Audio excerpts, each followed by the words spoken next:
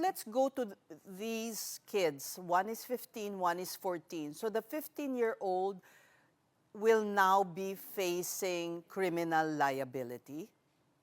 Yes, it's conditional because they have to determine if he has discernment, and I think they're doing that right now. But I think baka makakasuhan siya kasi usually children na above 15 na, they usually have discernment.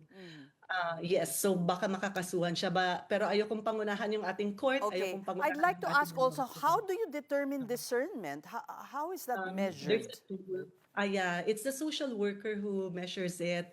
There's a tool, it's a scientific tool that they use, but you don't do it just by yung parang one thing, sit down ka, tapos i-interview mo, that's it. Usually, it takes mga 2 to 3 weeks to do that. Gagawa nila yan ng um, parang case study report. They will go to the area where the kid lives, interview the family, etc. So it's a parang medyo tedious It's process actually. comprehensive. It's It's very comprehensive. Okay. comprehensive too. It's very The comprehensive. Yeah. 14-year-old will be likely going to Abahay Pag-asa.